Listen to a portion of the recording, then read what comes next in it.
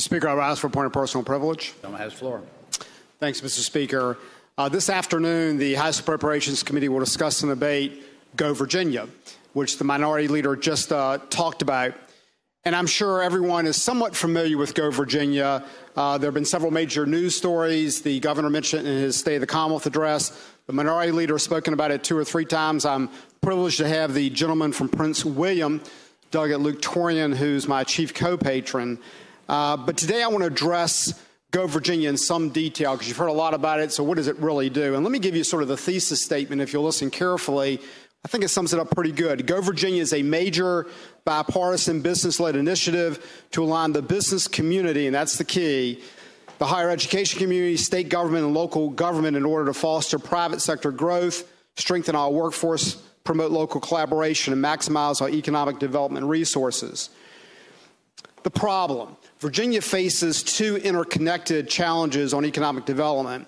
One, minority leader talked about slow economic recovery and lack of growth, and we can talk about sequestration, a bunch of other things. But number 2, significant growth in economic development spending with legitimate questions about its return, some good, some bad. Virginia's economy is recovering more slowly than the national economy. We've heard it many times. 2014, 0% growth. 48 out of 50 states, and falling to 12th in the CNBC top states for business rankings. And this is just not acceptable. Last week, the Appropriations Committee, under the leadership of Chairman Jones, received a report detailing the incredible growth in economic development spending, $679 million since 2010. Incentives have grown by 298% since 2004. We heard a lot about the Appomattox deal and the need in some cases for increased scrutiny.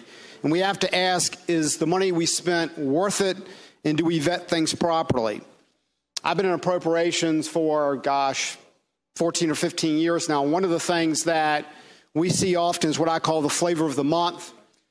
Folks will bring proposals that have buzzwords, workforce, STEM, the latest one is cybersecurity, and those things are good in themselves.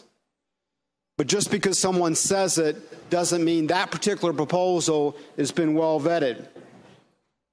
And so how do we address the 2 problems I just talked about? How to create the environment for real long-term economic growth, not just any job, but stable jobs with good paychecks, jobs for all children, the fuels of the future, and how do we maximize our economic development investments?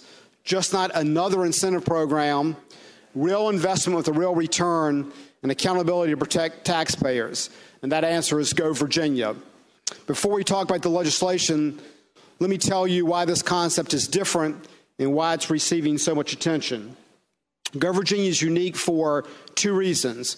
First, GOVirginia is business-led. If you talk to a lot of the businessmen, they will tell you this. They've been AWOL. They sort of depended on a very good economy the last 10 years. It was driven by defense spending. It was driven by other things, but that, of course, is all gone. You know, I think down here we think we have a lot of good ideas. I certainly think I've had a lot. We have a lot of smart people, but we're not smart enough to solve this on our own. GOVirginia is a result of work done by some of the most prominent business leaders, the W. Wins and the Tom Farrells, but also the Mary Millers, a small businesswoman from Blacksburg, who really did a wonderful job of testifying today in the subcommittee. And they are not alone. NFIB, the voice of small business, 8,000 individuals have joined the GOVirginia Coalition, 80 statewide and regional business and education organizations. And here's the key. These are people that create jobs every day in the Commonwealth. And they have brought this idea to us and said, this is what we need. GOVirginia is not just another incentive program. Unlike other incentive programs, which are top-down, driven toward one purpose or one goal, lack accountability or real measures, GOVirginia will build from the bottom up. All the stakeholders will be at the table. There will be real flexibility to identify the projects needed in each region that foster real long-term economic growth. And GOVirginia isn't just about handing out grants to companies. There will be real accountability. There will be metrics with every project. There will be clawback provisions. And as a matter of fact, if the project's not working, the project can be stopped. And if a local region actually bubbles up a project that the state board doesn't think is good enough, they'll send it back down to make sure it's more vetted. So let me talk a little bit about how it works. There are two major pieces of legislation. My bill establishes the Growth and Opportunity Board and Go Grants. Chairman Hugo's bill encourages regional collaboration. My bill builds the GOVirginia system from the bottom up. It starts by establishing 8 to 10 regional councils. Once again, these are made up primarily of business leaders, but it also have local government leaders, education institutions, and economic development leaders.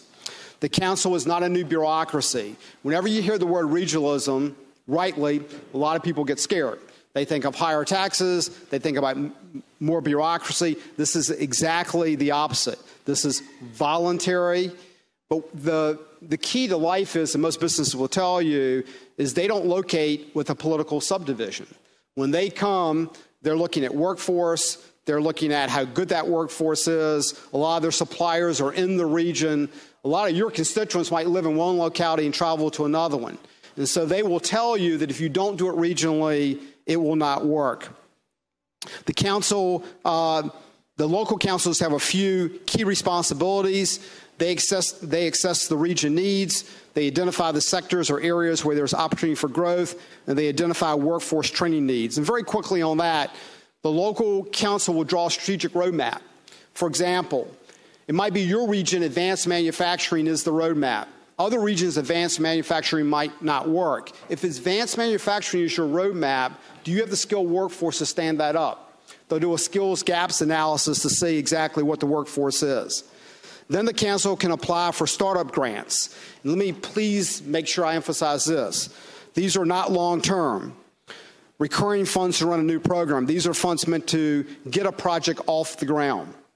From there, the projects are sent to a business-led state board called the Growth and Opportunity Board, 21 members, legislative, gubernatorial, but the key, 11 business representatives, the chairman's a businessman, and a majority of the council must vote the project. So that's, I think, very important. Finally, a portion of the funds available to the board will be sent to regional councils based on population. So a lot of regions would go, and I know some of our rural areas will get cut out. These grants will go to the big boys who will come up with the better proposals. The way GOVirginia works is part of the grants are per capita and only that region will get them. Some are competitive, so you can go and combine regions, you can go interstate and come up with some proposals. So I think that's very, very important. Let me give you a quick example. Last week, Delegate Yancey came to the Appropriations Committee, which what I thought was a good idea. And here is a quick background. Newport News Public Schools operate the Denby High School Aviation Academy. 340 students enrolled in the Aviation Academy. It's a STEM-based program. That's an existing program. The school system leases 28,000 square feet of space from the Williamsburg Airport. Newport News Public Schools and the airport are proposing a new academy. They want to call it the Virginia Center for Aeronautics. They want to double the size of the building, add a 10,000 square foot aircraft hangar. It'd be the largest aviation high school in the United States. The goal is to become a workforce development and training center in a fast-growing field. It would bring together business, education, and manufacturing. Well, Delegate Yancey was upstairs asking for a $3.5 million budget amendment for this concept. But think about it. You've been upstairs before on the 9th floor. We do our best, but we might be doing 20 and 30 and 40 budget amendments a day. So we listen quickly, and of course we're going to the next budget amendment. And that's very frustrating for some of y'all. What an ideal project to send to a regional council, have it vetted, sounds very good to me, had it tweaked, and then if that comes up through the system, then that is a very, very viable project. So finally, this is what GOVirginia can do. It can bring to life real projects that will have a real long-term impact. They can be vetted, they can be held accountable, but most importantly, they can move forward quickly. The second bill is Chairman Hugo's bill, which is House Bill 846. This works as a companion to my legislation and incentivizes localities to work together to attract new business investment. A lot of times, we know this, two localities will both compete for the same project. This bill will allow them to work together. In exchange, they will get a portion of the tax revenue and send it back as grant funding. There are requirements like local government cost sharing, a minimum number of jobs, and a concrete plan to use the funds. So that's a little bit about GOVirginia, and I know it was long. But the reason why I want to make sure that you understand it, I do think it's totally new from what we've been doing. We must have 20, 30 different silo types of funds and incentives up in appropriations. We need to come up with something that is more coherent, that down the road we can funnel other projects and other funds to. So, Mr. Speaker, I look forward to having the GOVirginia bill up in appropriations today, and hopefully you'll soon see it on the floor. Thank you.